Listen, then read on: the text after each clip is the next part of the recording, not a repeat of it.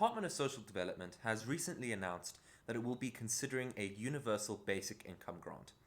This isn't a policy that a lot of people are familiar with, so I thought I should explain it a bit. In essence, it is a deceptively obvious solution to an age-old problem. In Matthew 26:11, Jesus says that the poor will always be with us. Supporters of a universal basic income say otherwise. What do the poor lack?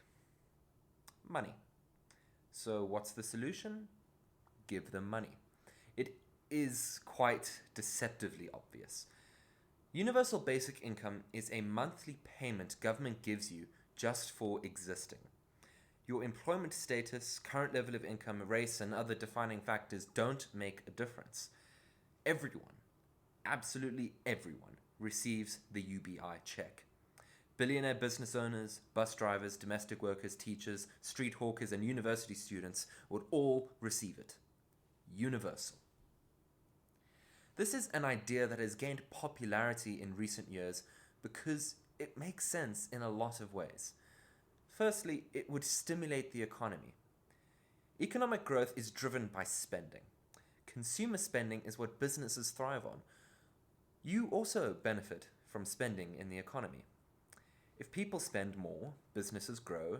Entrepreneurs see that they can start new businesses because of the growth in spending. New businesses are started. More people are employed. Demand for labor goes up, and you are paid more. Spending benefits you. In economics, this is called a virtuous cycle.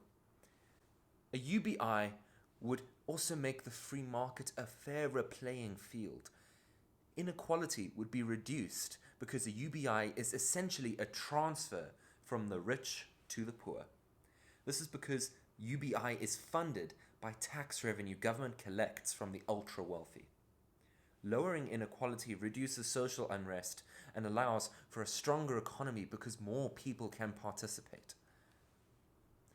UBI also allows people to take risks to better themselves and society. If you know that you won't live in poverty if you quit your job because you'll still receive that UBI check, you can take a risk and start a business. You can take a risk by investing in more education.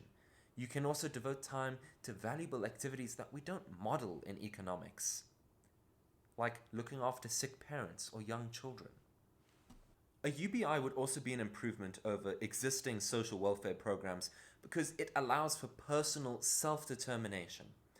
Many social programs and charities seek to alleviate poverty by donating clothes, food, socks, etc. Your standard winter food and clothing drive. This is problematic because it takes away personal agency. Who are you to decide that a poor person needs your old socks or that brand of canned food? This extends to government programs as well. A lot of government social welfare programs are overly prescriptive and restrict freedom of choice. A UBI assumes that people know what is best for themselves. Existing social programs assume that poor people make bad decisions, so the program makes the decisions for them. Universal basic income rejects this. UBI posits that people know what is best for themselves. What they really need is cash, not someone to make their decisions for them. UBI further improves on existing welfare systems because it doesn't incentivize stagnation. Our current grant system doesn't work because if you better your situation, you lose the grant. If you find an additional source of income, you lose the grant, even if that means that you are left with less money at the end of it. Tying assistance to being in a state of poverty prevents people from escaping that poverty. This is where critics of the welfare state will come in and say that welfare becomes a crutch. UBI gets rid of the crutch and replaces it with a ladder. Even if you get a pay raise, you still get the UBI. So there is no reason not to seek a higher wage and to take risks to better your life. The last positive of UBI that I'm going to touch on is that it works. Experiments show this. They are too numerous to discuss here, so I encourage you to read a book called Utopia for Realists by Ruchter Bregman. He dissects the experimental evidence as well as the positives of UBI that I've already touched on. However, like any policy, there is due criticism. The obvious question for South Africa is how will we pay for it? Our fiscus is already strained beyond belief.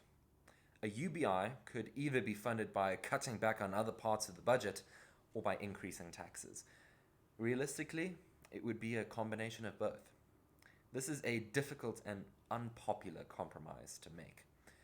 However, we must remember that economic stimulus from a UBI will result in government being able to increase its tax base and its revenue, because more people will be employed, and so more people will be paying income tax, and more businesses will exist, so there'll be more businesses paying corporate tax.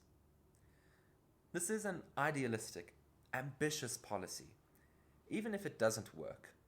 Radical thinking like this is what we need in the 21st century.